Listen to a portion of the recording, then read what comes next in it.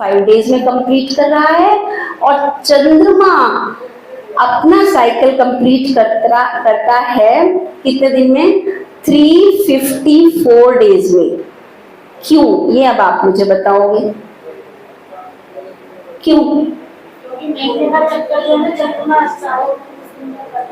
Yes, कहाँ सुन रहे हो? डिफरेंस क्या है? Speed, only speed, only speed का डिफरेंस है। सूर्य थोड़ा जल्दी जल्दी चल रहा है और चंद्रमा उसी चीज को थोड़ा सा धीरे धीरे कर रहा है। कर दोनों वही काम रहे हैं, लेकिन वो धीरे घूमकर वापस अपनी जगह पर आता है और वो जल्दी से घूमकर आकर खड़ा हो जाता है। अब दोनों में 354 डेज और 365 डेज अंतर आता है। ऐसे 11 दिन का। कितने दिन का अंतर आया? 11 दिन का अंतर आया। ठीक है, अब ये जो 11 दिन का अंतर है, ये होते होते एक वर्ष में 11 दिन लेट हो गया वो, फिर दूसरे वर्ष में भी 11 दिन लेट, फिर तीसरे वर्ष में भी 11 दिन लेट। चंद्रमा लेट चल रहा है ना। अब ये अंतर बढ़ते बढ़ते जब 29.5 डेज या 29, 30 इतने दिन का जब हो जाता है तो एक महीना बन जाता है ना। 30 डेज का एक महीना बन जाता है, 29, 30 डेज का। तो जब ये हो जाता है तो इसका एक अलग मंथ बना दिया, एक मंथ बन गया ना, तो एक अलग इसको इकट्ठा करके मंथ बना दिया। क्यों बनाया? क्योंकि अगर इस डिफरेंस को मेंटेन ही रखते हमेशा के लिए, भाई तू लेट आ रहा है तो आता रहे, सूर्य तो फिर से स्टार्ट हो जाएगा, फिर तो लेट होगा। तो ये जो हमारे त्योहार हैं, जैसे दीपावली सर्दियों में आ रही है ना, सर्दियों में आती है, उस समय पता है, और गौर पूर्णिमा, होली गर्मी में आती है। अगर ये अंतर को हम मेंटेन ही रखते हैं, कुछ नहीं करते इसमें भगवान, तो ये जो दीपावली और जो होली है ना, ये सब गड़बड़ हो जाएगा। डिफरेंस मेंटेन होता जा रहा है, ज्यादा ज्यादा ज्यादा ज्यादा ज्यादा। तो जो होली है ये सर्दियों में आएगी, फिर आप पानी फेंकना कैसे फेंकोगे, और जो सर्दियों के त्योहार है वो गर्मियों में। तो इसको बैलेंस करने के लिए, इस चीज को बैलेंस करने के लिए उसको रोक दिया 3 बारी में कि बस इनफ भाई, अब एक मंथ बन रहा है तो इसको अब रोक देते हैं। तो 3 इसके बाद जैसे भी वो साइकिल होता है, पूरी उसकी गणना है, तो वो होता है कितना? 2 साल 8 महीने 16 दिन और 4 घंटे। 2 साल 8 महीने 16 दिन 4 घंटे। इसके बाद एक मंथ अलग बन जाता है, जिसको पुरुषोत्तम मास या अधिक मास, हम अधिक मास की बात कर रहे हैं इस समय, अधिक मास कहा जाता है। अब ये महीना बनने से वो जो बैलेंस था वो बराबर हो गया, क्योंकि अब सूर्य चल नहीं रहा, सूर्य अब थोड़ा सा एक साइड हो गया है, ये महीना बीच में आ गया। फिर दोबारा से दोनों गति पकड़ेंगे और फिर वो डिफरेंस, फिर वही उतने दिन बाद ये मास आएगा। तो ये तो है अधिक मास की गणना। ये समझ में आ गया ना कि सूर्य और चंद्र 2 तरह से हम इसको करते हैं। ये बहुत ही जरूरी गणना है, ये समझ में आनी चाहिए वैष्णवों को जरूर। एक होते हैं स्मार्त मार्गी और एक होते हैं परमार्थ मार्गी। ठीक है, 2 प्रकार के लोग, स्मार्त मार्गी, परमार्थ मार्गी। जो स्मार्त मार्गी लोग होते हैं, स्मार्ट यानी कि सुनकर सारी उसको गणना को या सभी को, त्योहार को, तिथियों को उससे गणना करते हैं। और जो परमार्थ मार्गी होते हैं वो शास्त्रों को बेस बनाकर शास्त्रों के माध्यम से तब चलते हैं। तो जो स्मार्त मार्गी होते हैं वो कर्म कांडी लोग होते हैं।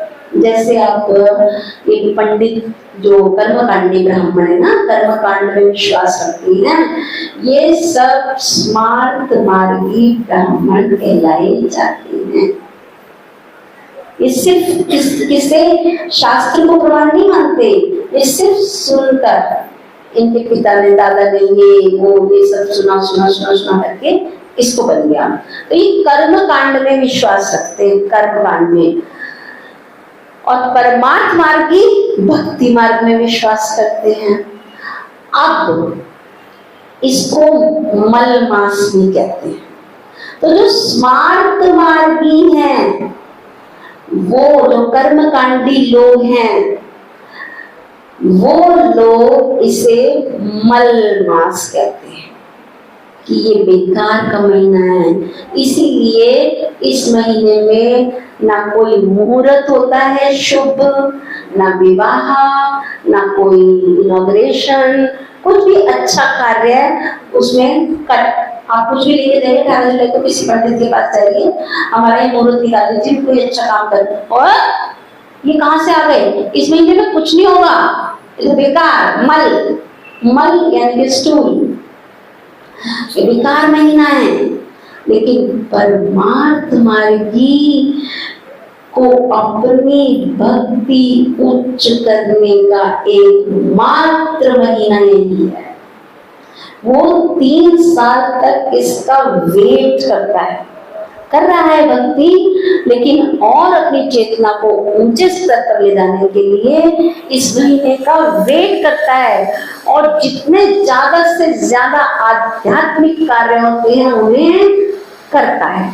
और कहते हैं किसी पुराण में तो इतना ज्यादा कहा गया है कि 16 लाख गुना फल मिलता है। कार्तिक मास जो भगवान को इतना अत्यधिक प्रिय है, उसमें जो आपकी दान, दामोदर अष्टकम ये सब पढ़ते हो, उससे 16 लाख गुना फल जो है पुरुषोत्तम मास में किए गए व्रत का मिलता है।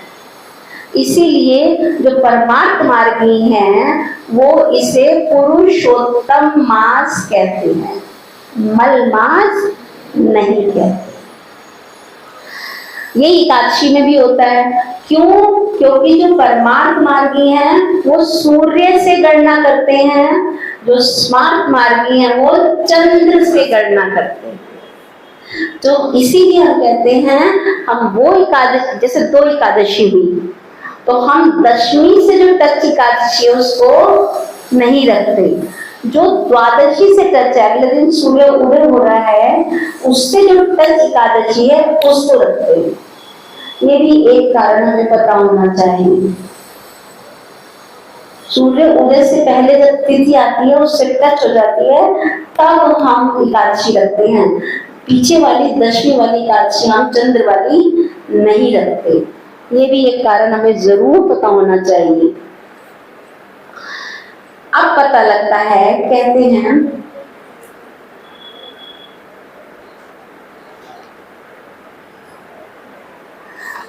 इसकी एक बहुत बड़ी, ये कहाँ से हमें पता लगता है, हम क्यों माने कि ये पुरुषोत्तम मार्ग है, हमें तो प्रमाण चाहिए, बिना प्रमाण के तो हम नहीं मानेंगे। तो इसके लिए एक कथा आती है नैमिषारण्य में। नैमिषारण्य में किस लिए प्रसिद्ध है? हाँ, छोटा सा बच्चा बता रहा है, देखिए भागवतम कथा है ना। 88,000 ऋषि मुनियों ने किनसे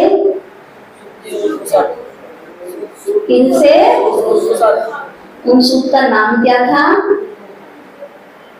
जो भागवतम पढ़ते हैं उनको पता होना चाहिए। उन सूक्त का नाम क्या था? यस आ रहा है, तुम्हारे मुंह पे आ रहा है रश्मि, लेकिन निकल नहीं रहा पूरा।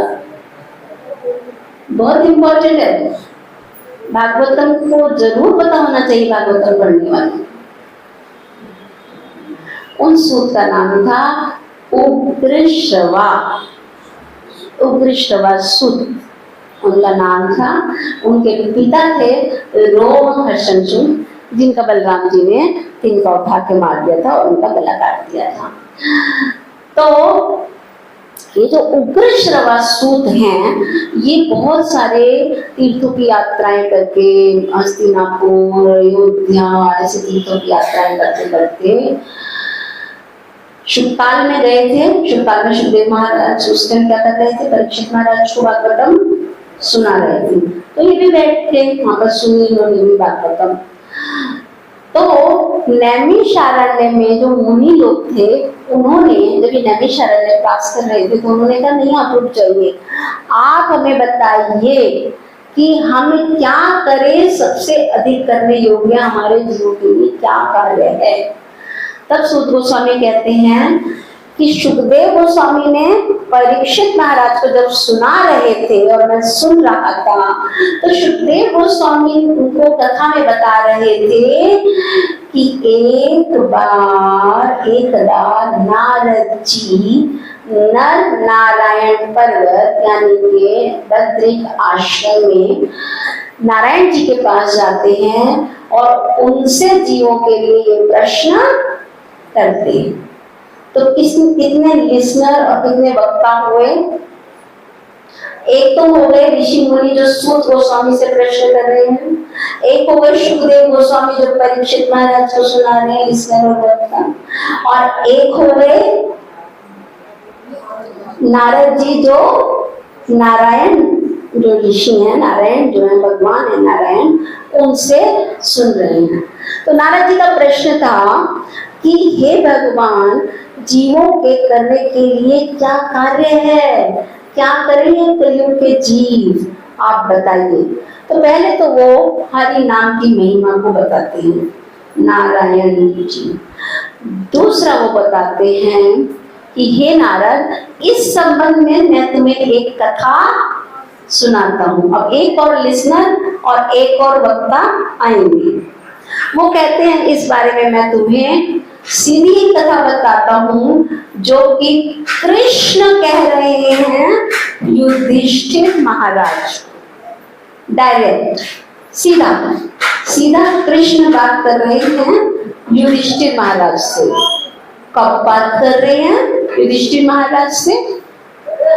वो बात ये कर रहे हैं कि पांडवों ने जब जुए में सब कुछ हार गए, द्रौपदी का चीरहरण हो गया, मतलब चीरहरण की जो लीला थी वो हुई, जो भी हुआ, अज्ञातवास में है जो पांडव है ना, वन में है। तो वन में वो काम्य वन में है। काम्य वन वृंदावन के बहुत पास में है। बहुत लोग गए हैं काम्य वन, हम ही लेकर गए हैं काम्य वन। तो 12 वनों की यात्रा में द्वादश कानन की जब यात्रा हुई थी, तो काम्य बहुत ही पास में, भरतपुर के पास है। भरतपुर वृंदावन से थोड़ा सा 5-6 किलोमीटर, फिर वहीं पे काम्य वन है। यहाँ पे पांडव थे जो रह रहे थे। अब कृष्ण दया करके एक दिन एकदा कृष्ण आगंतुक आते हैं पांडवों के पास, हालचाल पूछने आते हैं। मैथिली माता जी, हमने वैष्णव सदाचार में कुछ पढ़ा था, तो आप उसको फॉलो कीजिए। भूल गए क्या पढ़ा था? जब हमें निद्रा देवी आए हमारे पास, हरे कृष्ण, थैंक यू, मैं इस योग्य तो नहीं हूँ, थैंक यू, तो हमें साइड में जाकर दीवार के साथ खड़े हो जाना चाहिए। तो जब कृष्ण भगवान आते हैं और अब आ गए हैं भगवान, तो स्माइल ले आओ, आगे भगवान खड़े हो गए, हाँ भाई क्या हालचाल, क्या हुआ। तो अब एकदम शरणागत हो जाते हैं पांडव, द्रौपदी और भगवान के चरण पकड़ लेते हैं। युधिष्ठिर महाराज प्रश्न करते हैं, भगवान मुझे कुछ नहीं है, बस आप ये बता दो कि हमारे साथ ये क्यों हुआ। आप हमारे साथ हो, हम आपके भक्त हैं, मित्र हैं, इतना सब कि द्रौपदी का इतना बड़ी मान हानि, इतनी बड़ी क्यों हुआ ये हमारे साथ। तो भगवान हंसते हैं और कहते हैं कि कभी भी कुछ भी वैसा नहीं होता जिसका कर्म फल में ना भोगना हो। कभी भी ऐसा नहीं होता। तो वो पांडवों को अब युधिष्ठिर महाराज को बता रहे हैं, इतना दुख, इतनी पीड़ा, इतना सब हमारे साथ भगवान ऐसा क्यों हुआ।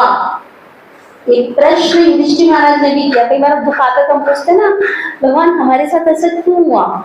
उन्होंने भी किया, पांडवों ने कृष्ण से प्रश्न। तो भगवान कहते हैं, अब भगवान उत्तर देते हैं कि हमने ऐसा क्या नहीं किया कि जो हमें ऐसा हुआ। तो कहते हैं, तुमने पुरुषोत्तम मास के व्रत का पालन आज तक नहीं किया। एकमात्र उत्तर। अब भगवान कथा सुनाते हैं, भगवान अपने श्रीमुख से कथा सुना रहे हैं कि एक बार क्या हुआ, जितने भी मास होते हैं ना हमारे, जनवरी, फरवरी, अश्विन, कार्तिक, भादो, सावन, ये सब हर एक चीज की एक फिगर है। आप भागवतम में देखेंगे ना, क्रोध, काम, सबकी एक फिगर है। मतलब हर एक व्यक्तिगत मेंटेन करता है। जैसे रूप, हर एक का अपना एक व्यक्तिगत रूप है, तो हर महीने का भी एक अपना व्यक्तिगत रूप है। ये जो हम शरीर पर 12 तिलक लगाते हैं, ये 12 मास है हमारे। अगर हम हिंदी में देखें तो ये जो सावन, भादो, कार्तिक, अश्विन, ये हमें स्मार्त ब्राह्मणों के द्वारा दिए गए नाम हैं। अगर हम और ज्यादा उच्च शिक्षा में जाएं और वैष्णव पद्धति में बिल्कुल आ जाएं, खूब वैष्णव में, तो हमारे जो मास हैं ये हम इन मासों के नाम से जाने जाएंगे। जैसे अश्विन मास को पद्मनाभ मास कहा जाता है, कार्तिक मास को दामोदर मास कहा जाता है। इसी तरह जो शरीर जैसे हम लगाते केशवाय नमः, ऐसे ही ये मासों की डिविडेंड है। अब उसको उससे कर लीजिए, सामान बातों से कैलकुलेट। 12 मासों के नाम, 12 तिलक के नाम। अब भगवान कथा सुना रहे हैं कि हे युधिष्ठिर, इस संबंध में तो मैं तुम्हें एक कथा ही सुना सकता हूँ। एक बार जब ये सारे इकट्ठे हो गए, तो अब भगवान भी वही कथा सुना रहे हैं कि एक बार क्या हुआ था कि अधिक मास की भी एक अधिक मास बताया ना, सारे फिगर हैं, तो ऐसे ही अधिक मास यानी कि जो मल मास है, इसकी भी एक देवी है।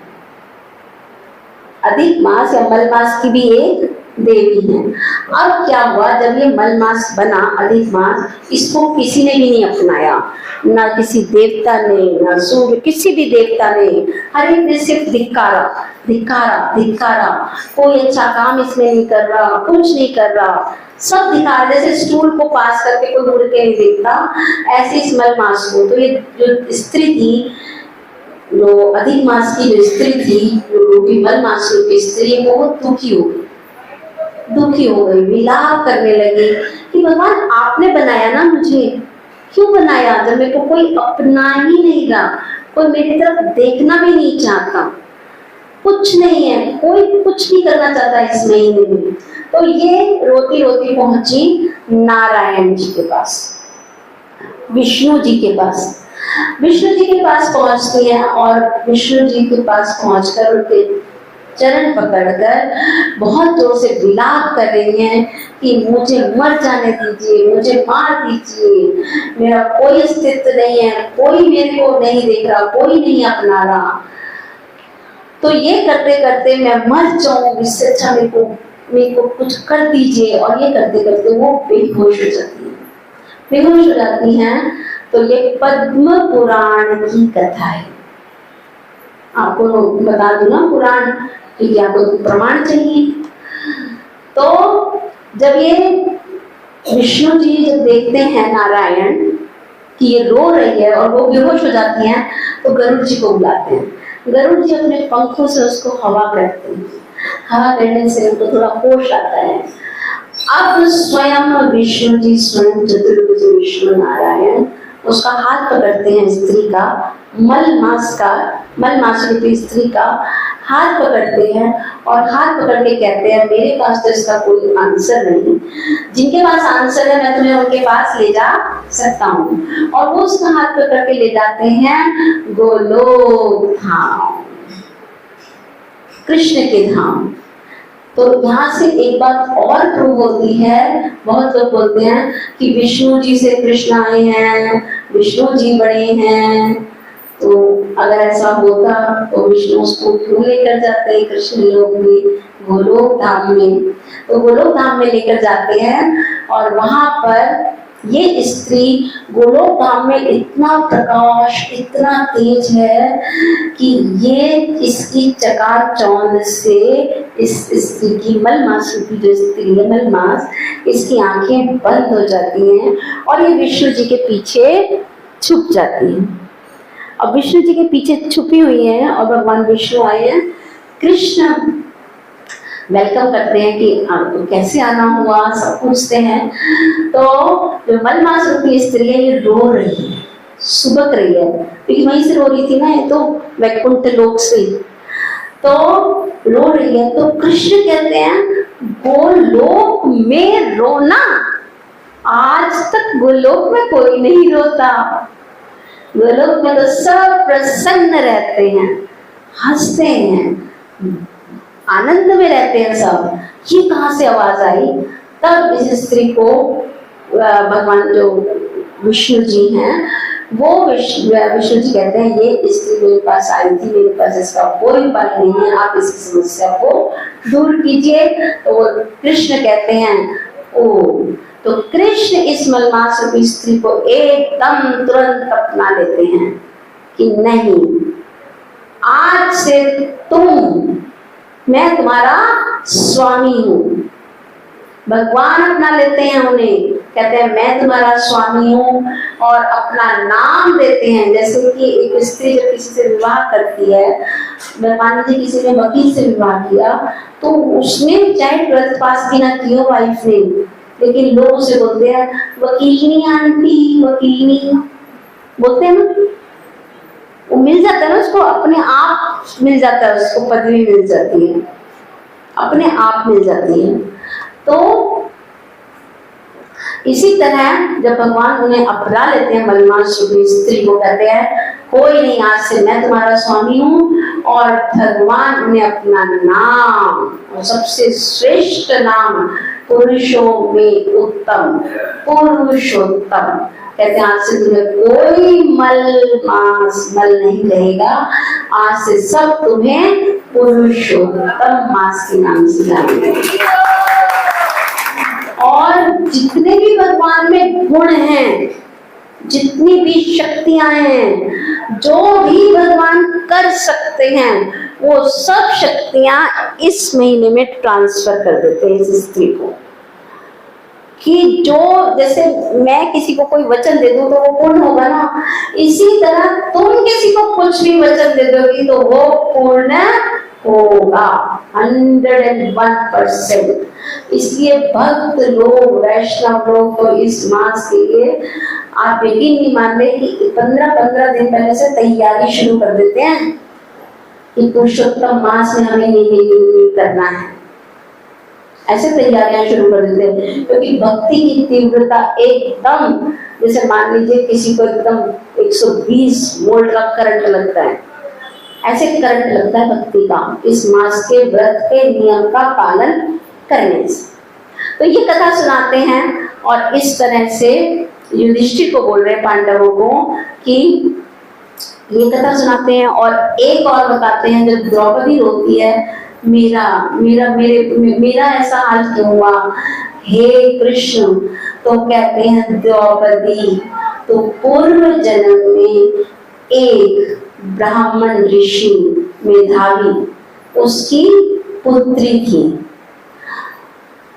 मेधावी ऋषि तो बहुत अच्छे, बहुत बड़े संत थे, ऋषि थे, लेकिन वो अपनी तपस्या में इतना लीन थी। जैसे तुम बड़ी होती रही तो उनको ये ध्यान नहीं रहा तपस्या में कि तुम्हारा विवाह भी करना है, और तुम में भी इतना अभिमान था कि बाकी जो तुम्हारे साथ की जो लड़कियां थी उन सब के विवाह हो गए थे, तुम्हारा नहीं हुआ क्योंकि तुम भी किसी व्रत पूजा में विश्वास नहीं करती थी।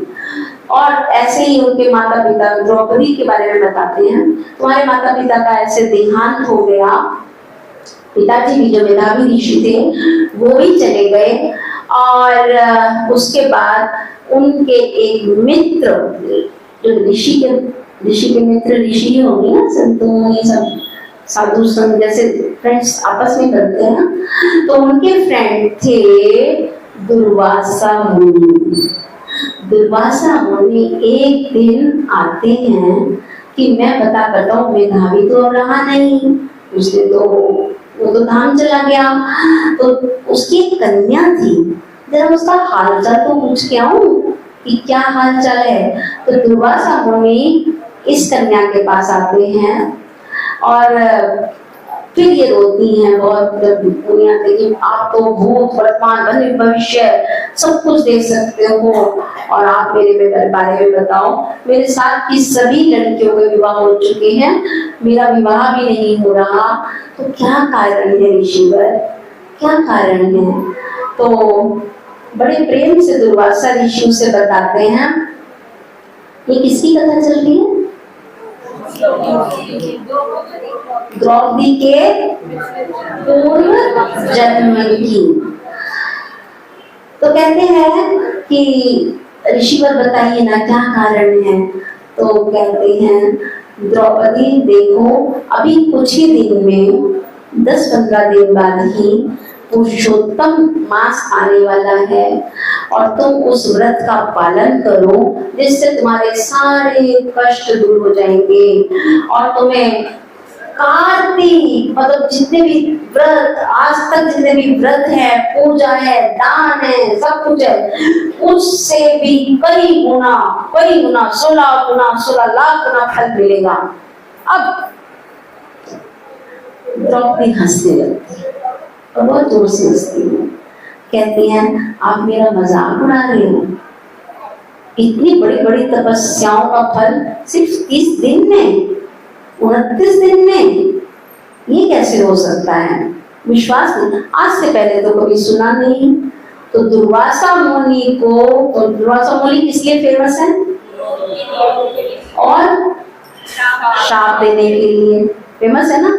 एक मिनट को तो क्रोध आता है एकदम से, बट शाप उनकी यहाँ पर रहता है, लेकिन दुर्वासा मुनि एकमात्र इस लड़की के आगे, क्योंकि वो उसका एक तो स्त्री फॉर्म में, ऊपर से कन्या, ऊपर से माता पिता नहीं है, ऊपर से उनके मित्र की पुत्री है, तो दुर्वासा मुनि अपने क्रोध को पी जाते हैं कि ये मेरी बात पर विश्वास नहीं कर रही। तो दुर्वासा मुनि कहते हैं तुम्हारा तो कल्याण इस जन्म में तो हो नहीं सकता। तो लेकिन पुरुषोत्तम मास के बारे में जब उन्होंने गलत बोला कि ये ऐसा नहीं हो सकता, ऐसा कोई महीना नहीं है जो इतनी दान करे इतना गुना फल मिलेगा, उसको वो माफ नहीं करते और कहते हैं कि इस जन्म में तो तुम्हारा नहीं हो सकता कुछ, और ये कहकर दुर्वासा मुनि चले जाते, कोई शाप नहीं देते, कोई कुछ नहीं देते। मुनि के जाने के बाद उस ब्राह्मण कन्या को बहुत महसूस होता है कि शायद मैंने कुछ गलती करी, कुछ करा, तो वो कहते हैं विवाह वगैरह सब भूल जाती हैं और वो दोबारा से तपस्या शुरू करती हैं। 9000 ईयर्स तक वो तपस्या करती हैं। और अब वो प्रसन्न किसको कर रही हैं? जो कि उन्होंने कर्मकांडी से सुना था, आशुतोष भगवान। आशुतोष किसे कहते हैं? किसे कहते हैं? हाँ जी, किसको कहते हैं? शिव जी को, शंकर भगवान को। कि अब मेरे को तो शंकर भगवान ही बचा सकते हैं, वही जल्दी से प्रसन्न हो जाते हैं। 9000 ईयर्स तक वो तपस्या करती हैं और भगवान आशुतोष यानी कि शंकर जी प्रकट होते हैं। और ये उनको देखकर जब शंकर जी आ गए हैं तो जो ब्राह्मण कन्या थी उन्हें देखकर इतनी आनंदित होती हैं कि उस समय तो कम बुद्धि थी ना द्रौपदी में, ब्राह्मण कन्या में। अगर बुद्धि होती तो उसी समय दुर्वासा मुनि की बात मान लेती, बात नहीं मानी, तपस्या करनी पड़ी। अब भगवान को देख के, क्योंकि बुद्धि का प्रयोग तो किया नहीं, अब भगवान उनको शंकर जी को देखकर वो इतनी प्रसन्न हो जाते कि मैंने तपस्या की, सच में आ गए शंकर जी। तो वो 5 बार ऐसी बोल देती हैं, मुझे पति मिल जाए, मुझे पति मिल जाए, मुझे पति मिल जाए, मुझे पति मिल जाए। 5 बार बोलती हैं। और शिव जी कहते हैं तुम्हारे अगले जन्म में 5 पति होंगे। हम कहते हैं ऐसे कैसे किसी कन्या के 5 पति? ये तो इंसल्ट है कि ग्लोरिफिकेशन है, कुछ समझ नहीं आ रहा। तो कहते हैं अब तो तुमने जो मांगा वो वर तुम्हें मिल गया। तो इस तरह से द्रौपदी को ये 5 पति, अगला जन्म में द्रौपदी यज्ञ कुंड से द्रुपद महाराज के यहाँ यज्ञ कुंड से उत्पन्न, तपस्या तो की थी और शंकर जी का वरदान भी था, इसलिए ये यज्ञ कुंड से उत्पन्न होती है द्रुपद महाराज के यहाँ पर। और फिर ये 5 पति इनको ये प्राप्त होते हैं। 5 पति होने के बावजूद भी, क्योंकि पुरुषोत्तम मास का अपमान किया था, दुर्वासा मुनि को छोड़ दीजिए, उन्होंने लिया नहीं अपराध, छोड़ दिया, लेकिन पुरुषोत्तम मास का अपराध किया। इसलिए 5 पतियों के बेटे होने के बावजूद, जिनमें से एक महाबली, एक महाशक्तिशाली, एक महान धनुर्धर, एक बहुत सुंदर, 5 पतियों के बेटे होने के बावजूद भी दुशासन द्रौपदी का चीर हरण करता है। ये सिर्फ इसका फल था। कृष्ण अपने मुख से ये बात बोल रहे हैं कि द्रौपदी इसलिए तुम्हें ये पीड़ा भोगनी पड़ी, और सौभाग्य से तुमने मुझे याद कर लिया। तो ये कथा जो है ये कृष्ण अपने मुख से सोच बता रहे हैं। तो आप बताइए कितना महत्व होगा पुरुषोत्तम मास का, कितना अधिक। तो इसका हर एक को पालन करना ही चाहिए। वैष्णवों का सिरमौर बोलते हैं इस व्रत को, सिरमौर। व्रत का मतलब ये नहीं भूखे रहना, व्रत का मतलब ये भी बताएंगे कि क्या होता है। एक और कथा आती है इसी मास में, जय नरसिंहा श्री नरसिंहा, जय जय श्री नरसिंहा।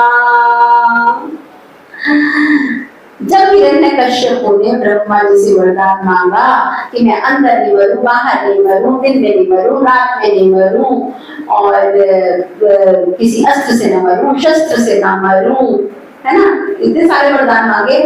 तब उन्होंने ये वरदान भी मांगा था कि मैं जो 12 मास है ना, इनमें से किसी मास में ना मरूं, इन महीनों में से किसी महीने में ना मरूं। अब तो वो सेफ जोन में सोच रहा था कि मैं तो बिल्कुल सेफ हो गया, महीने तो 12 ही होते हैं, तो मैं तो इनमें से किसी में मरूंगा ही नहीं, तो दैट्स आई एम सेफ।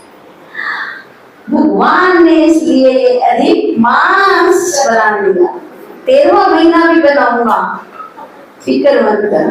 तो ये महीना बनाया और हिरण्यकश्यप का वध किया। ये भी एक इस महीने की बहुत बड़ी महानता है। अब कहते हैं अब हमने दो चीजों के अर्थ हमने क्लियर कर लिए हैं, किस किस का, अधिक मास और पुरुषोत्तम मास और मल मास। इन शब्दों के अर्थ हमें पता लग चुके हैं। अब आता है कि ये तो पता लगा कि अधिक मास क्यों आता है, क्या है, कैसे आता है, मलमास क्यों कहा जाता है, ये सब हमें पता लगा। अब बार बार बोला जा रहा है कि इस पुरुषोत्तम मास के व्रत का पालन करो, व्रत का पालन करो। ये व्रत क्या है, ये पुरुषोत्तम मास का व्रत क्या है, क्या चीज है, और इसका पालन कैसे किया जाता है। तो इस मास का जो सबसे बड़ा पालन करने का नियम है वो ये है कि कोशिश करनी चाहिए, प्रयास नहीं, अगर वैष्णव है और ऊपर से दीक्षित है तो करना ही है भाई, अब नहीं करा तो कब करोगे। ब्रह्म मुहूर्त में उठना, सूर्य उदय से 1.5 घंटा पहले ब्रह्म मुहूर्त कहलाता है। तो 4 बजे गई उठिए, 4:30 बजे की जब शुरू कर दीजिए, 4:30, 5 ऐसे 6, मतलब आप उठ जाइए, स्नान कर लीजिए। ये अब आता है हमें अधिक मास में क्या क्या करना चाहिए, डूज एंड डोंट्स, क्या करना चाहिए और क्या नहीं करना चाहिए। महिमा तो हमें पता लग चुकी है। ब्रह्म मुहूर्त में उठना चाहिए, प्रयास करना चाहिए, जरूरी नियम ले लीजिए आज से ही पॉइंट के सामने कि अलार्म को जब 5 बार अलार्म लगाऊंगी, उठूंगी, उठे जब बैठ जाऊं, नहा लूंगी और मैं उठ जाऊंगी ब्रह्म मुहूर्त में। अब उठ के मैं मोबाइल उठाऊंगी और उस पर अपनी चेक्स पढ़ूंगी।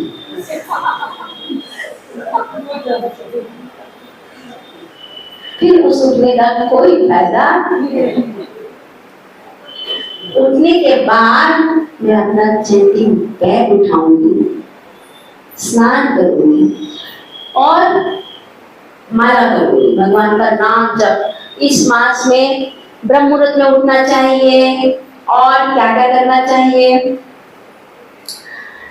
ज्यादा से ज्यादा हरि नाम जप करना चाहिए। अगर इस मास में आप 1 माला करते हैं तो शास्त्र में बताया गया है, ब्रह्म वैवर्त महापुराण में बताया गया है, वो 1 माला 1000 माला के बराबर। कितनी माला के बराबर? 1000। कितनी माला के बराबर? 1000। पुरुषोत्तम मास की महिमा सुनने के बाद भी अगर हमें नींद आ रही है, उबासी आ रही है, तो इतना सा पानी कहीं डूबना चाहिए।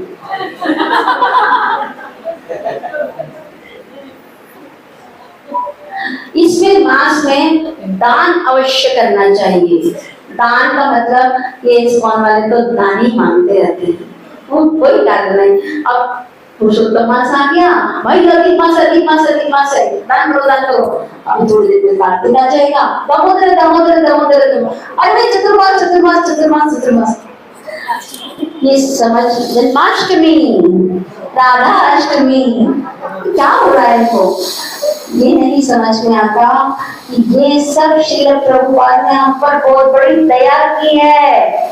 जो हमसे हमारी प्रिय वस्तु निकलवा रहे हैं, मन नहीं कर रहा माता पिता। अच्छा ये लो,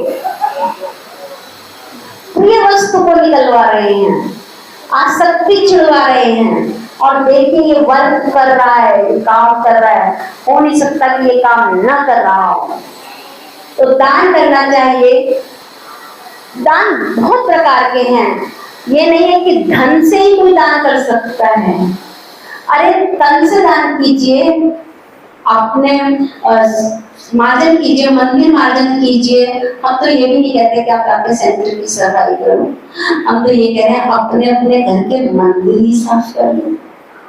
आज जाके देखना किसके मंदिर में कितनी धूल चढ़ी है, सबको पता लग जाएगा, वन टू ऑल, हर एक व्यक्ति को पता लग जाएगा जो सिर्फ दिवाली में साफ होती है। अपने अपने घर के मंदिर ही साफ करिए और कुछ नहीं, तो मंदिर की तो बात छोड़ दीजिए। तो जीवों पे दया कीजिए, प्रचार कीजिए, ज्यादा से ज्यादा हरि नाम करिए, करवाइए, ये भी दान है। जैसे कि हम कार्तिक मास में दीप दान करते हैं ना, दीप दिखाते हैं, पुरुषोत्तम मास में भी आप अपने ऑर्डर में, अपने घर के ऑर्डर में भगवान को दीपक दिखा सकते हो, दिखाना चाहिए। ठीक है, रोज शाम को आरती तो करते ही हैं, दीप दिखाइए भगवान को, फूल चढ़ाइए, तुलसी दल अर्पण कीजिए। बहुत सारे वैष्णव ने रेजोल्यूशन लिए, वैष्णवों ने, किसी वैष्णव ने रेजोल्यूशन लिया है मैं तुलसी जी को 108 प्रणाम ही करूंगी, हमारे बीच में है वैष्णव भी। और कोई किसी ने रेजोल्यूशन लिया है मैं तुलसी जी को 108 तुलसी के पत्ते रोज भगवान के चरणों में रखूंगी, 108 तोड़कर। और अलग अलग अपने अपने सुविधा के अनुसार आप अर्पण कीजिए। जो भी व्रत लें वो टूटना नहीं चाहिए, ध्यान रखिएगा इस बात का। तुलसी पूजा जैसे कार्तिक मास में अनिवार्य है, इसी तरह पुरुषोत्तम मास में भी अनिवार्य है। श्रीमद् भागवतम को पढ़िए, जितना हो सकता है पढ़िए, सुनिए। भागवतम को तो हर रोज पढ़ना चाहिए, लेकिन श्रीमद् भागवतम का 10th canto 14वां chapter, 10th canto और 14th चैप्टर, आप इसको रोज रीड कर सकते हैं। ब्रह्मा जी की स्तुति है, बहुत सुंदर स्तुति है।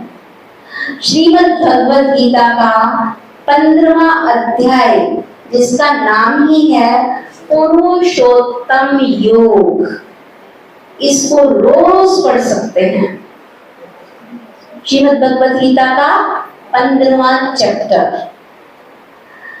इसके बाद शास्त्रों से पढ़ सकते हैं जगन्नाथ अष्टकम, नंद नंदन अष्टकम, शची सुत अष्टकम, चौरा अग्रण्य पुरुष अष्टकम, और एक गीत है जय राधा माधव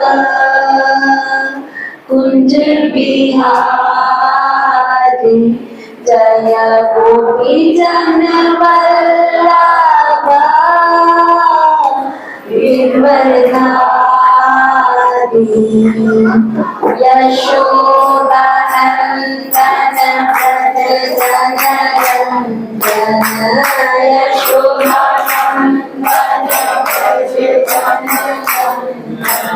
यमुना तीरा ब्रह्मचारी,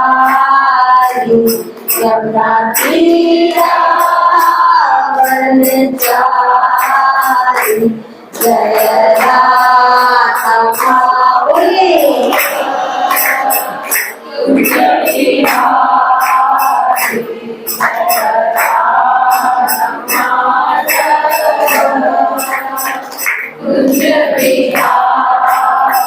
देखिए, इस महीने में कुछ भी आपको तपस्या करनी है, वही व्रत कहलाता है। ये नहीं कि भोजन छोड़ दो, ये पहले बहुत सारे वैष्णव समूह कर चुके हैं, तो ये नहीं है। आप ऐसा करिए जो आपके शरीर के लिए उपयुक्त है। स्वेच्छा से अपने से बड़ों वैष्णवों की अनुमति के बाद किया गई तपस्या कर सकते हैं। एक तो आप अपनी इच्छा से, मतलब किसी के प्रेशर से नहीं, हाय वो कर रही है मैं नहीं कर रही, मैं भी करूंगी। स्वेच्छा से आपको पुरुषोत्तम मास को प्रसन्न करना है ना, पुरुषोत्तम मास को प्रसन्न करना है, देवी को प्रसन्न करना है। स्वेच्छा से किया गया कोई भी नियम तपस्या कहलाता है। उसमें भी बहुत सारे नियम हैं। कोई जमीन पे सोने का नियम लेता है, कोई एक समय भोजन करता है, एक समय फ्रूट्स खाता है, कोई एक समय नमक खाता है, मतलब कोई अपनी प्रिय वस्तु का त्याग। ये तो खैर नहीं, जिसको जो चीज, जैसे किसी को बहुत ही स्वाद लगता है मटर पनीर, कोशिश कीजिए इस महीने में मटर पनीर में नहीं खाऊंगा, लेकिन स्वेच्छा से, प्रेशराइज नहीं, स्वेच्छा से किया गया कोई भी कार्य तपस्या कहलाता है।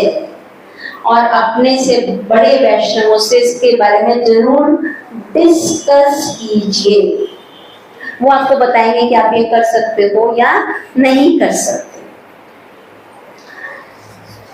तीसरा कहते हैं उपवास या व्रत। उपवास का मतलब है, सबको पता है उपवास का मीनिंग, मीनिंग ट्रांसलेशन हो गया।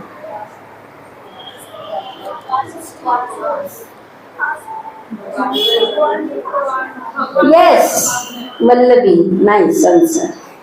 उपवास का मतलब है उपवास, भगवान के निकट रहना, निकट रहना।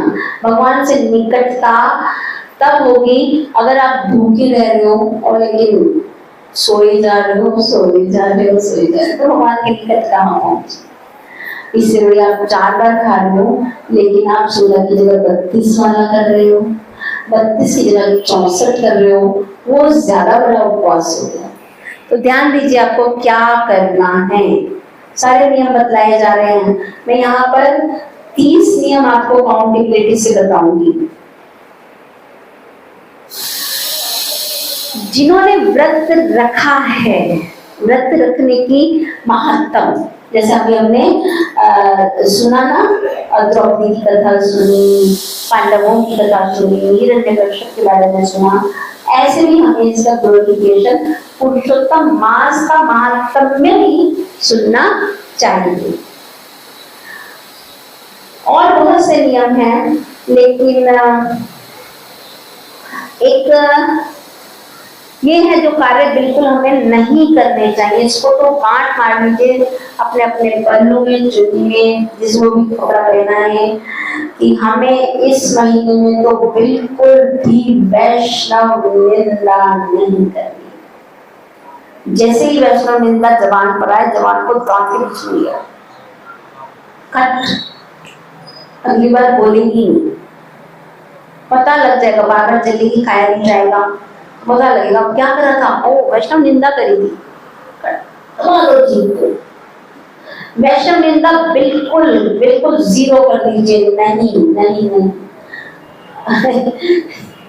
एक प्रभु जी कह रहे थे, ये कह दो भगवान से, भगवान 30 दिन के बाद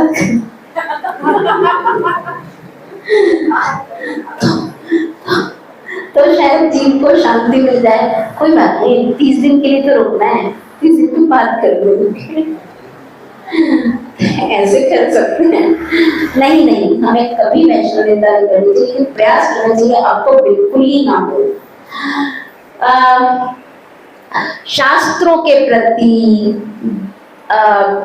कोई निंदा नहीं करनी चाहिए, डाउट नहीं लाना चाहिए, गौ माता की सेवा करनी चाहिए। कोई भी नियम ले सकते, किसी के पास गौशाला है तो मैं गौ माता की सेवा करूंगी, पानी पिलाऊंगी, ये करूंगी, कुछ भी कर सकते हो। और अपराध नहीं करते, नाम अपराध नहीं, धाम अपराध नहीं, ना नाम अपराध ना धाम अपराध। धाम में जाते हैं तो पुरुषोत्तम मास में प्रयास करो कि किसी धाम में जाएं, पवित्र नदी में स्नान, पवित्र नदी में स्नान भी बहुत बहुत आवश्यक होता है।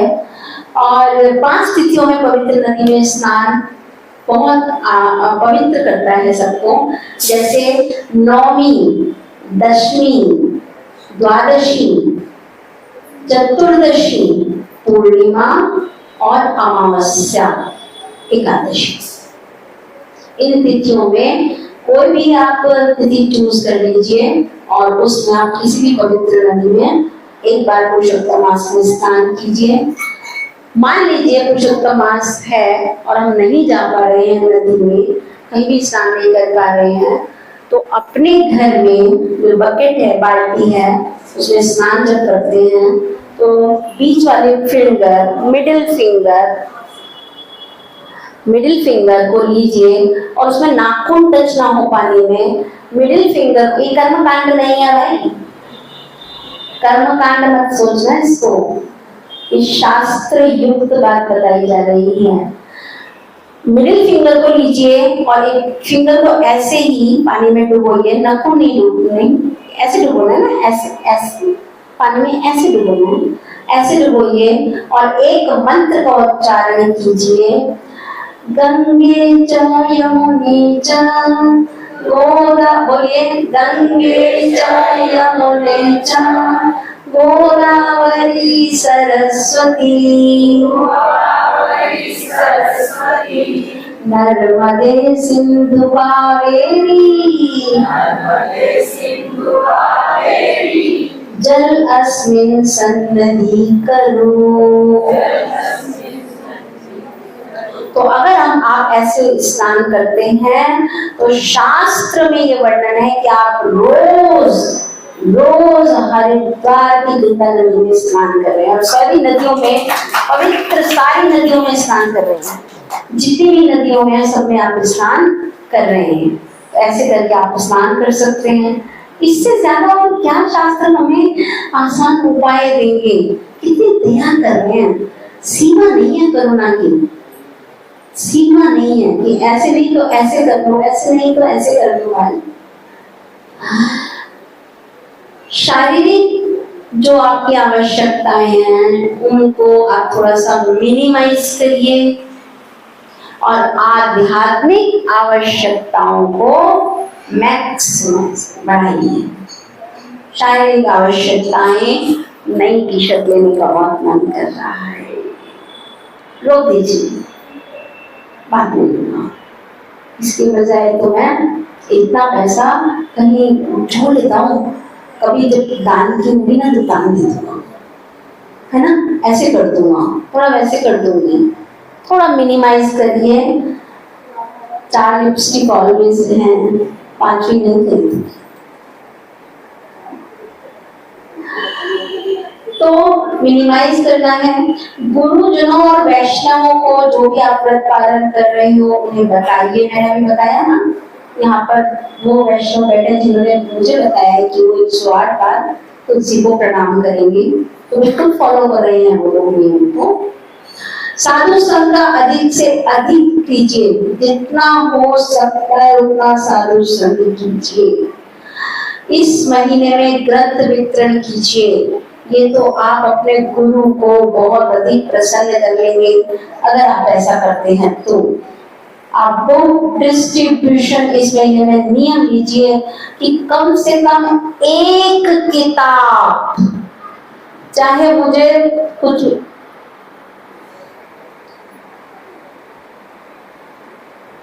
निद्रा देवी किससे आती है, चुपचाप आती है, चुपचाप, और फिर एकदम से अटैक, भगा दीजिए।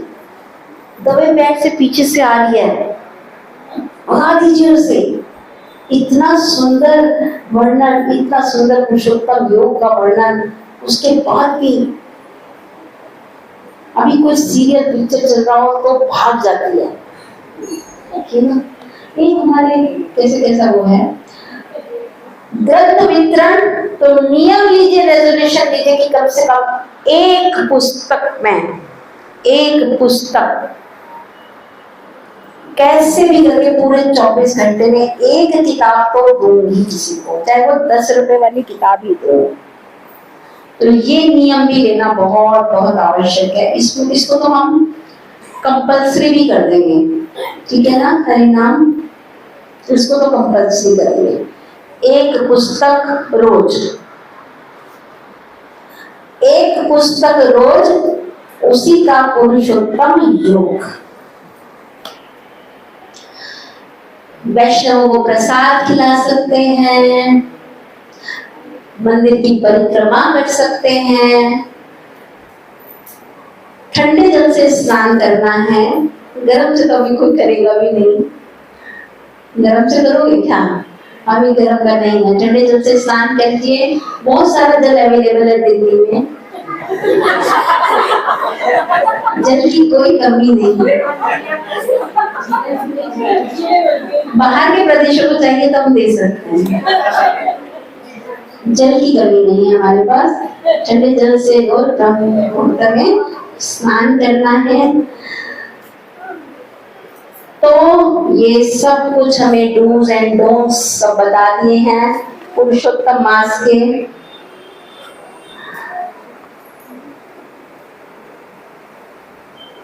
बहुत सुंदर शिक्षा इससे मिलती है क्या, कि कितनी ही अयोग्यता हमारे अंदर हो, लेकिन माम एकम शरणम व्रज, अगर हम कृष्ण की शरण ले लेते हैं तो भगवान उन अयोग्यताओं पर ध्यान नहीं देते। तू मेरे पास आ गया, इस पर ध्यान देते हैं। भगवान हृदय के प्रेम को देखते हैं।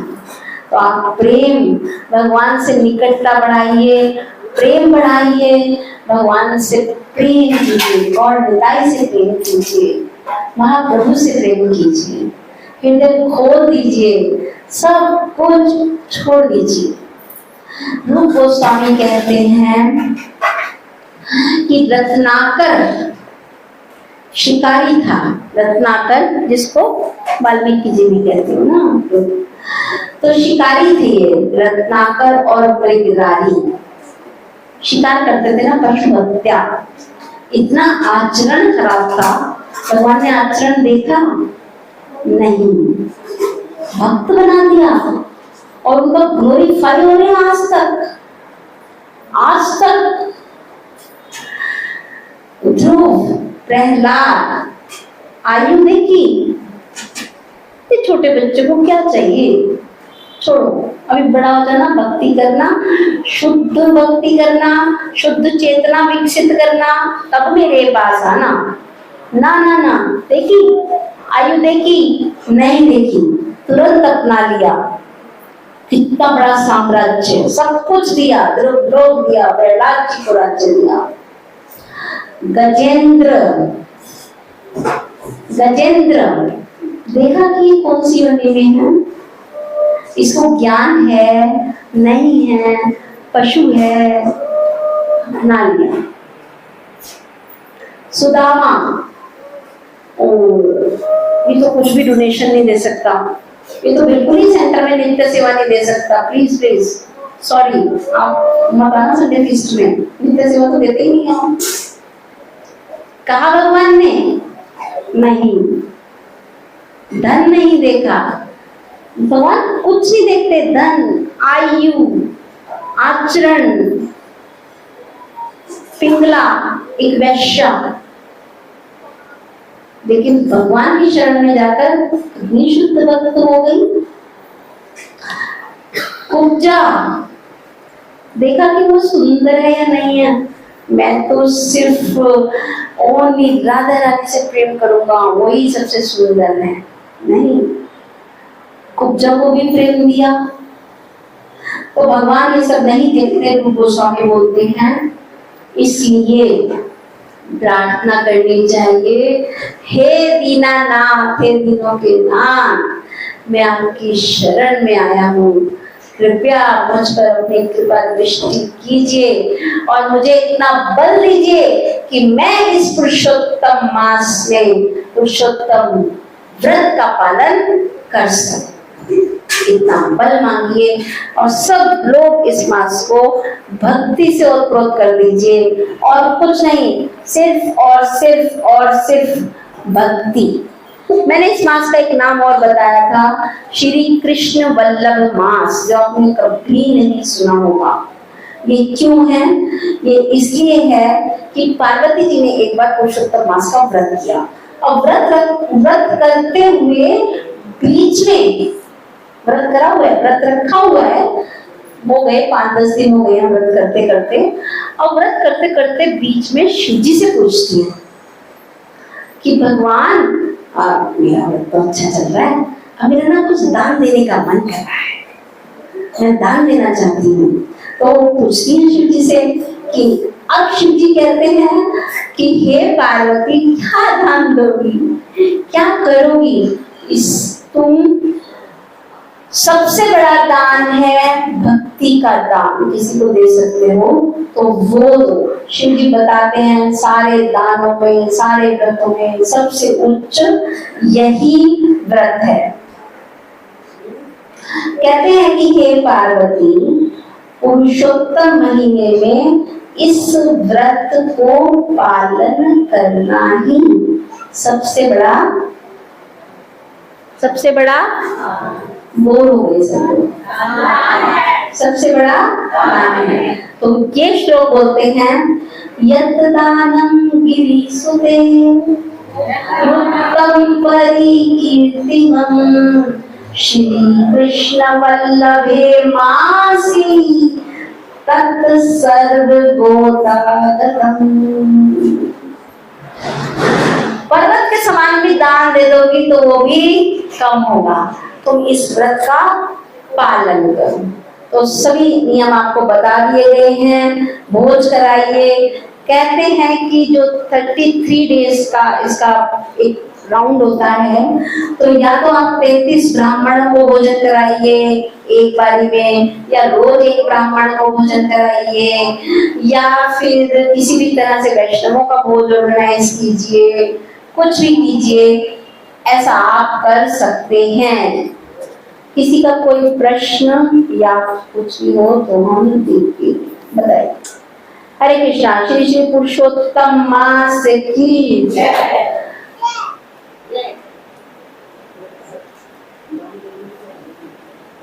दुर्वासा मुनि का एक विशेष आशीर्वाद इस मास को है कि जो इस माह में व्रत का पालन करेगा उसके सभी बुरे कर्म जो पिछले कितनी ही जन्मों में किए हों वो भस्म हो जाएंगे और उसे राधा कृष्ण की सेवा प्राप्त होगी। देखिए कितना बड़ा दुर्वासा मुनि का आशीर्वाद। आज तक शाप सुने थे, आशीर्वाद नहीं सुना। दुर्वासा मुनि ने भी इसमें आशीर्वाद हमें दे दिया है। तो हरे कृष्णा, धन्यवाद, प्रणाम सभी को। किसी का कोई प्रश्न हो तो वो हम ले सकते हैं। हाँ प्रभु जी बोलिए।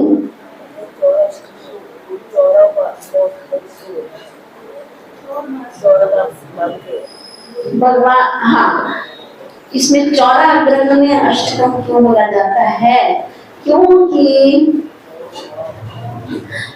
अच्छा, इसको चोर मास क्यों बोला जाता है? हाँ नाइस। इसको चोर मास इसलिए बोला जाता है क्योंकि थोड़े थोड़े दिन चुराए है ना, 11 दिन थोड़े थोड़े दिन चुरा के तब बेचारा ये मास बना है। कोई सूर्य और चंद्र के तो मास है नहीं, जो दिन बचते थे उनको लिया गया है, उनको चुराया गया है तो ये मास बना है। इसलिए इसमें चौरा अग्रण्य अष्टकम पढ़ना चाहिए। बहुत सुंदर अष्टकम है। आप इसको ऐसे कर सकते हो, एक दिन जगन्नाथ अष्टकम पढ़ा, एक दिन नंदनंदन अष्टकम, एक दिन शची शुद्ध अष्टकम, एक दिन चौरा अग्रण्य अष्टकम। ऐसे पढ़ो, ऐसे करो। वैष्णव गीत गाइए, संध्या आरती में सेंटर में आइए, मंगला आरती में सेंटर में। अब मुहूर्त में उठ के क्या करोगे? अरे भाई मंगला आरती में सेंटर में आओ, मंदिर में आओ। किसी भी कार्य को अगर वो अकेले स्थान पर करा जाए और अगर वो वैष्णव के बीच में करा जाए तो वो अपने आप में बहुत ज्यादा फलित होता है। तो सबका स्वागत है यहाँ सेंटर में। मंगला आरती में जो सुबह 5 बजे होती है और संध्या आरती जो शाम को 7 बजे होती है। सब आ सकते हैं यहाँ पर, तो प्लीज आइए। कम से कम पुरुषोत्तम मास का नियम सब उठा सकते हैं, जैसे हम कार्तिक मास का उठाते हैं। तो धन्यवाद। किसी और का कोई प्रश्न?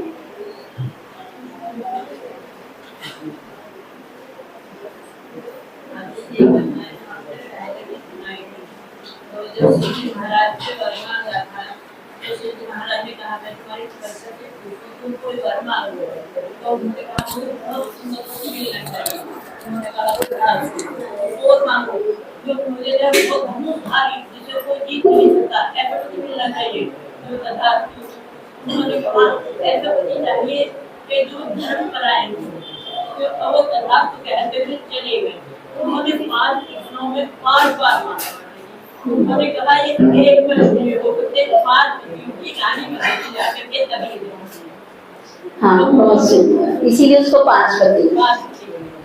आपका प्रश्न? धन्यवाद मंत्री जी।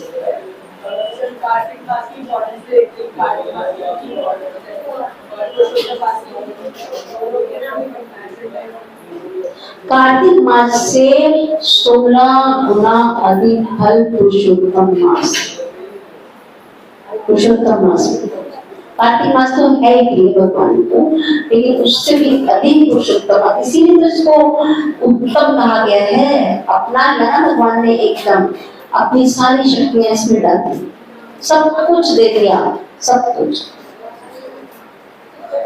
मैंने ये भी पढ़ा था कि कार्तिक राधा रानी का मंथ कहा जाता है क्योंकि वो राधा रानी को प्रदान किया गया उनका मंथ है, तो इसलिए भगवान को वो बहुत प्रिय होता है और इसलिए हम सब उसका पालन करते हैं। लेकिन क्योंकि ये पुरुषोत्तम मास स्वयं भगवान को बहुत प्रिय है, तो राधा रानी को अपनी प्रिय वस्तु इतनी प्रिय नहीं होती जितनी भगवान को प्रिय वस्तु प्रिय होती है। तो इसलिए ये मंत्र राधा रानी को कार्तिक से भी ज्यादा प्रिय है, क्योंकि भगवान को प्रिय है ना, या राधा रानी को वो चीज प्रिय जो भगवान, जो कृष्ण है वो राधा राधा राधा करते हैं, और जो राधा रानी है वो कृष्ण कृष्ण कृष्ण करते हैं। तो इसलिए हम जैसे बोलते हैं ना, हम राधे राधे, या क्यों नहीं बोलते हैं राधा राधा। एकमात्र अधिकार कृष्ण और राधा का ही है, एकला नाम लेने का। हमें युगल नाम लेने का अधिकार है, हम लोगों को युगल नाम लेने का अधिकार है, जिसमें हरे राम है राधा रानी का और कृष्ण है कृष्ण, हरे राम है सीता रानी का और राम नाम है राम जी का। समझ में आया? हमें युगल नाम, ये उनका एकाधिकार है। एकांतिक को कहते हैं ना कि हम तो राधा जी के भक्त हैं, राधा और कृष्ण ये उनका एकांतिक अधिकार है, हमारा नहीं है। पुरुषोत्तम मास की एक बात रह गई थी जो मैं बता दूं, छूटना नहीं चाहिए। ये 32.5 महीनों में एक बार आता है और 19 साल में 7 बार आता है। 19 years में 7 times। तो आप इसको सिर्फ बताइए, 7 बार आपको व्रत करना है और 19 साल में, क्यों ना करेंगे भाई? और हमारी भक्ति कैसे बढ़ रही है आप देखिए, एक माला 1000 माला, ठीक है ना? आपको कहेगी अब ये तो थोड़ा से एक माला करेंगे, माता जी में तो 1000 माला का कितनी टाइम्स माला। तो कहते हैं हमारा जितना जीवन है, जैसे हमारी अवस्था है 60 साल या 50 साल, अब उसको श्वासों को काउंट करो, 60 साल में कितने श्वास हुए, तो हमें उतनी माला करनी चाहिए। तो भी हम 16 माला अगर डेली करेंगे तब नहीं कर पाएंगे, क्योंकि 16 माला हम लोग बचपन से तोड़ती नहीं है, पैदा होते ही थोड़ी 16 माला करेंगी, वो तो बाद में आके शुरू हुई है ना, बाद में करिए ना, तो उनकी काउंटेबिलिटी कैसे पूरी करेंगे? तो वो ऐसे पूरी होती है। तो एक तो नियम लीजिए, जो लोग 16 माला करते हैं वो माला बढ़ाएंगे, 25 करेंगे, जो 25 करते हैं वो 32 करेंगे, 32 करते हैं वो 64 करेंगे, 64 करते हैं वो 120 करेंगे, 120 करते हैं वो 192 हरिदास ठाकुर बन जाए। कीजिए नाम जप। देखो सारे ज्ञान का आधार अटकता है नाम जप पर ही आकर।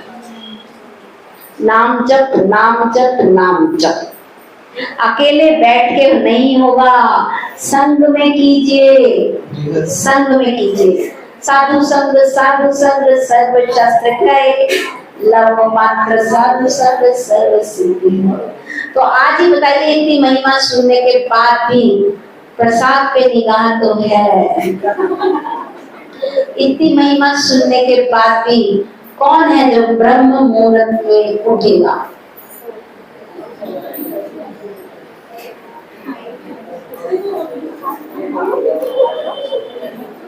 कौन है जो उठकर फोन नहीं देखेगा?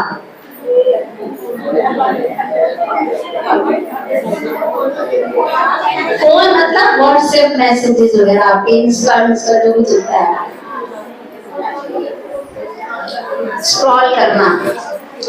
एक बार आप स्क्रॉल करने लग जाओ भाई, उंगली रुकती नहीं है, रुकती नहीं। अच्छा 2 मिनट और 2 मिनट पढ़ते पढ़ते 1 घंटा चला जाता है। सच में, मतलब मैं सिर्फ एक बार देखूंगा और एक बार ये उंगली चली और 1 घंटे से पहले पता ही नहीं, 1 घंटा कहाँ गया। जो भी चलता है बताइए, तो कौन है जो ब्रह्म मुहूर्त में उठेगा? अभी भी, मतलब इतनी महिमा कृष्ण के मुख से सुनने के बाद भी इनको तो एक सच में एक पानी दे दो थोड़ा थोड़ा। ब्रह्म मुहूर्त में उठना ही है, उठना ही होगा।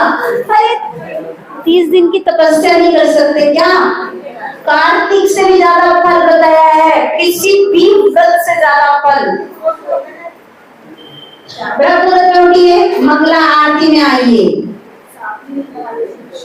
मंगला आरती में कौन आएगा? वो तो अपने आप ढूंढना पड़ेगा, कोई साथ ना आया है ना कोई जाएगा, सब अकेला। एकला चलो, एकला चलो, एकला चलो। हाँ जी, मेरी कैब बुक करो। धन है ना, उपयोग करो। धन है भाई, उपयोग करो। कैब बुक करो, कैब से आओ, कोई कुत्ता नहीं काटेगा। कैब बुक करो, 4 लोगों को और ले आओगे। तो मंगला आरती में कौन आएगा 5 बजे? जोर से हाथ उठाना चाहिए, यूं करके नहीं जाना चाहिए, यूं करके जाना चाहिए। शीला माता जी क्या हुआ? ये बूढ़े लोग घर में बैठे, कल्याण नहीं होगा तुम्हारा। बच्चे हिलाते रहते ना गोदी में। हाथ उठाओ, थोड़ी आओगी शकुंतला तुम। मंगला आरती में आना है, असम स्नेहा माता जी को विशेष रूप से।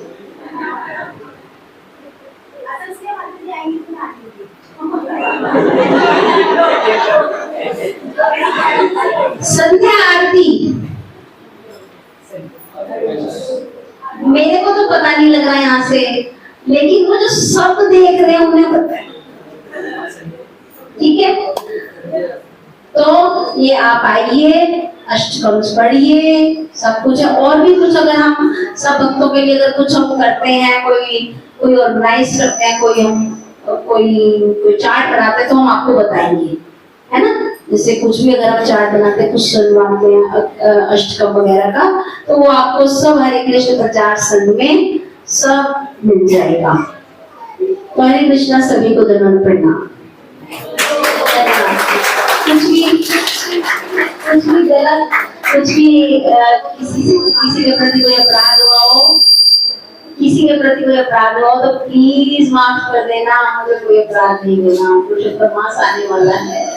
हरे कृष्ण।